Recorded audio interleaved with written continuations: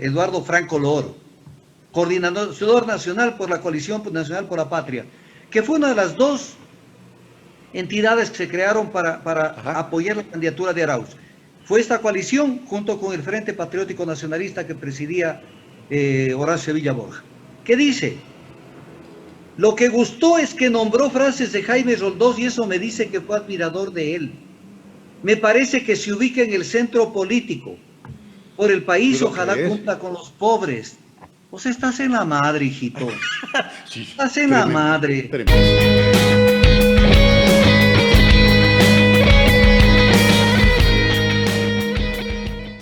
O sea, que venga un Guillermo Lasso Mendoza, perteneciente a la bancocracia, perteneciente al poder económico más rancio, intentar apoderarse de la figura de Roldós. Por favor.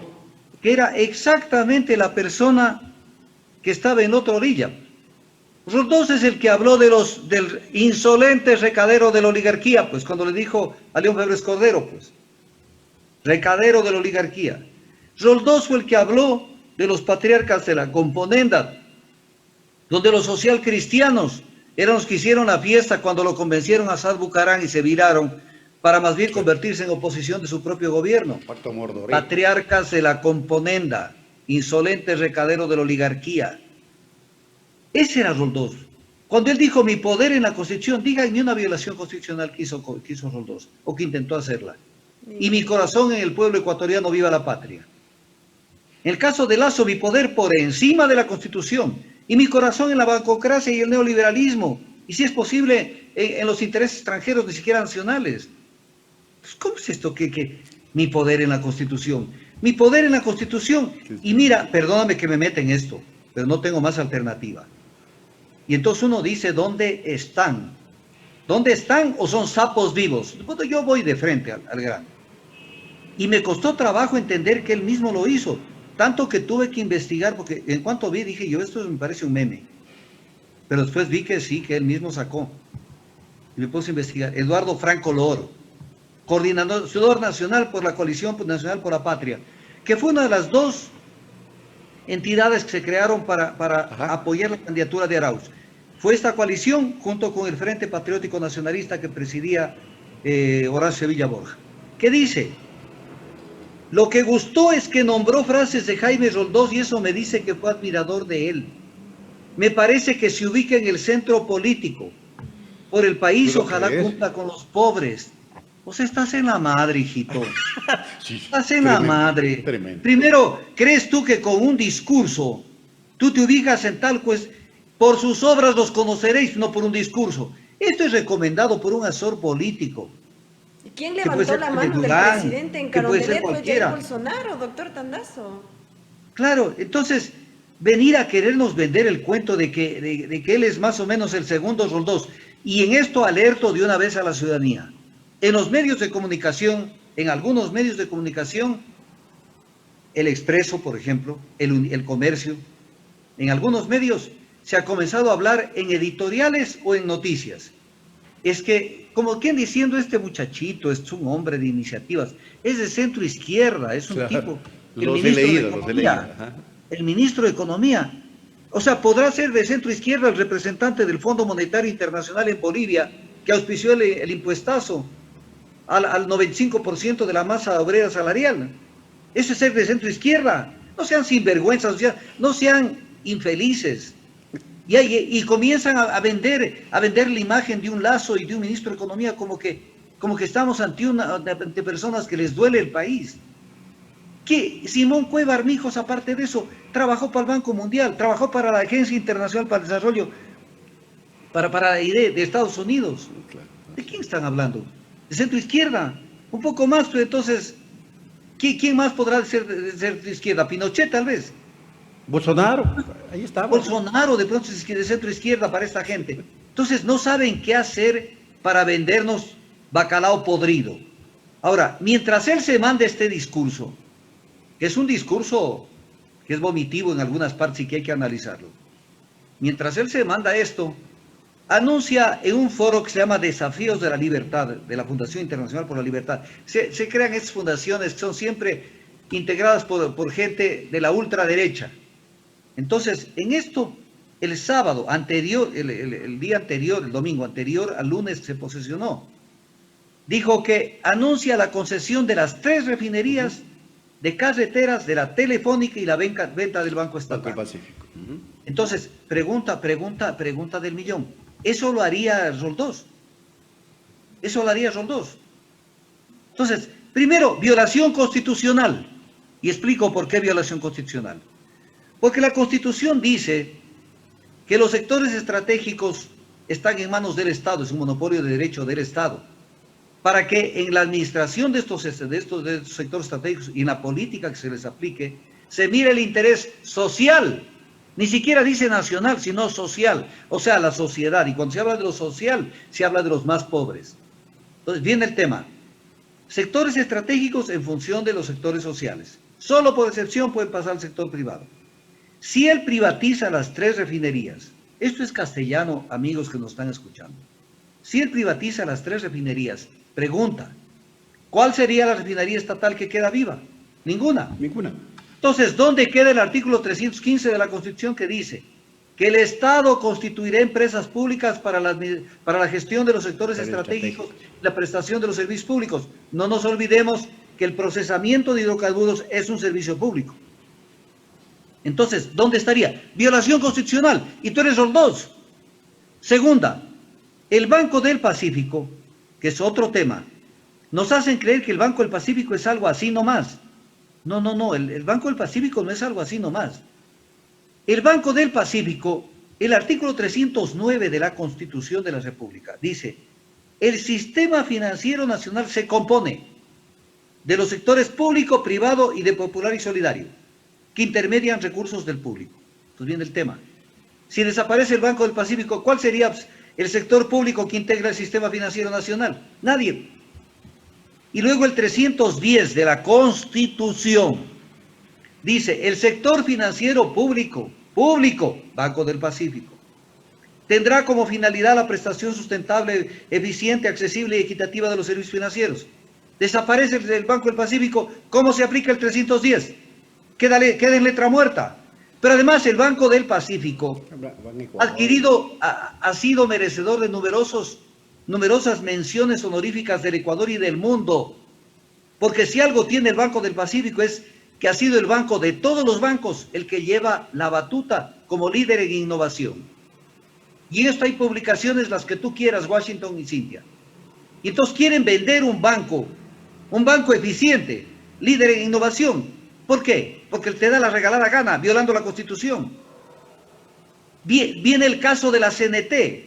El caso de la CNT es grave, porque el caso de la CNT, si se vende la CNT, ¿cómo estaría integrado el servicio de telefonía? Con una privada, claro, con otra privada que sería Movistar. Y la tercera, que la CNT vendida. Por lo tanto, 3 privadas. ¿Cuál sería la empresa pública que se haga cargo del mandato constitucional del 315 de la Constitución, de que el Estado constituirá empresas públicas para la prestación de servicios públicos y el gestionamiento de los sectores estratégicos? ¿Pero qué es la CNT, pues? Porque ya dijo Lasso que hay 2 operadores privados y un estatal y que los mejores indicadores de eficiencia tienen los privados, lo cual es mentira, Lasso. No seas mentiroso. Totalmente. No seas mentiroso. Y segundo, ¿cuál es la eficiencia del sector privado? Cuando tú logras una mayor rentabilidad, pero la rentabilidad está en función de que ganas dinero con un servicio público. Que el banco, que la CNT no tenga la misma rentabilidad es porque no te cobra lo mismo que un privado. ¿Será tan difícil entender esto? Porque si la CNT fuera creada con fines de lucro, entonces tendría rendimientos financieros tan o más grandes que Claro y que Movistar. ¿Por qué? Porque la CNT tiene el 85% de la telefonía fija, el 49% del internet fijo, el 32% de la televisión satelital y el 18% de la telefonía móvil avanzada. Entonces, eso quieres privatizar.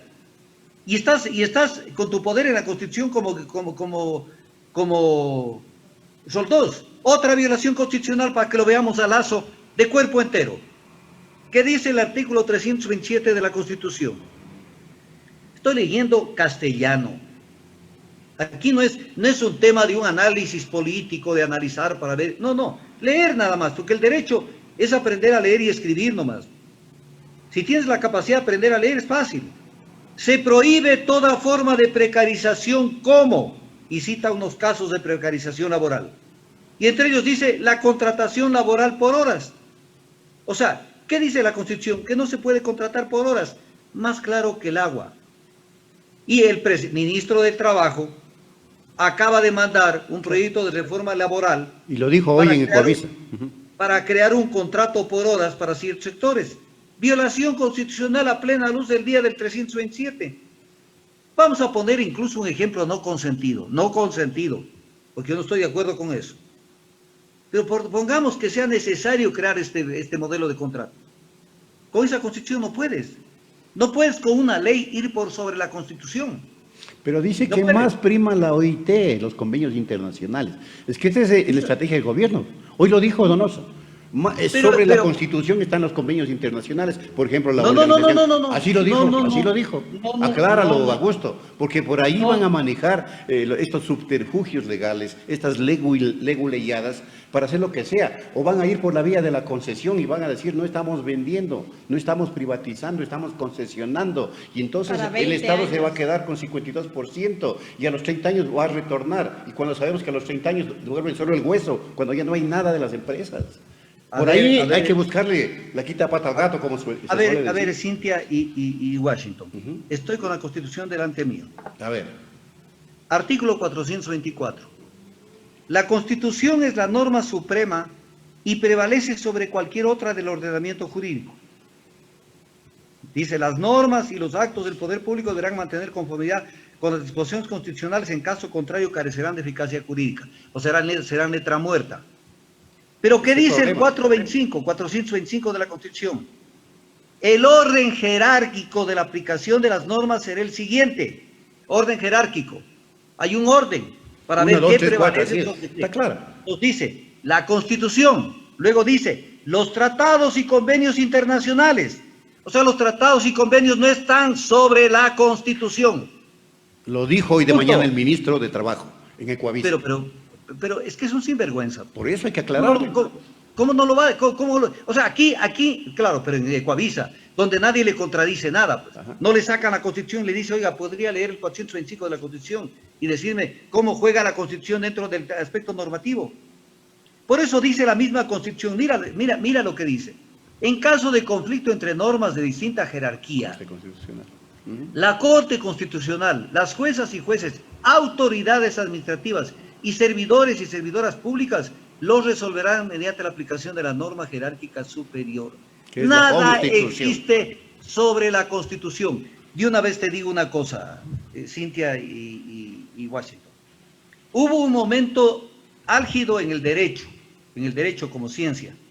Cuando recién apareció el neoliberalismo comenzaron a aparecer libros, incluso de universidades ecuatorianas, en las que comenzaron a decir que los tratados, esto nos quiso vender los países industrializados, que los tratados estaban sobre la Constitución. Por eso es que la Constitución de Montecristi, para evitar cualquier tipo de subterfugios, aclaró el orden jerárquico, para que nadie se le ocurra dudar. Entonces, ahí está clarito. Entonces, no es que algo de la OIT o algo, que además hay que leer las cosas en un contexto global, no solamente en un contexto limitado de las cosas. Entonces, no se puede contratar. No se puede contratar por horas. Punto. Ahora, ¿por qué lo dice? La ley humanitaria. ¿Qué pasa con la ley humanitaria que ahí está? La ley humanitaria fue violación. ¿Se van a valer? No. Es que aquí viene otro principio jurídico. El error no constituye, son principios, son axiomas jurídicos del mundo, no míos. El error no constituye fuente de derecho. Tú no puedes apoyarte en una estupidez que hiciste para decir, como yo ya hice una estupidez, o violé la ley, la sigo violando. El error, y eso sí es error, porque en esto puede haber dolo, no constituye fuente de derecho. Entonces no pueden decir sencillamente ya en la ley de apoyo humanitario, que lo denunciamos, recordarás. Pero nadie ha declarado inconstitucional esa ley todavía, Augusto. Ahí está el problema. Pero es que estamos en el Ecuador. Estamos en el Ecuador. Pero Donoso, mismo fue el que aprobó las leyes. No, lo publiqué estos días en las redes sociales, lo publiqué.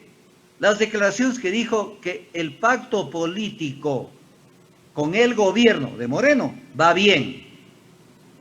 Entonces, eso es lo que manda. Es el pacto político, que son los mismos, porque yo quisiera esto decirlo para que el ciudadano común me entienda, para que no dejemos de ubicarnos. Es como en el fútbol. El primer tiempo del partido fue el gobierno de Moreno. Estamos en el segundo tiempo del mismo partido con los mismos actores. Son los mismos neoliberales que estuvieron con Moreno los que hoy están gobernando el país, entre ellos Lazo.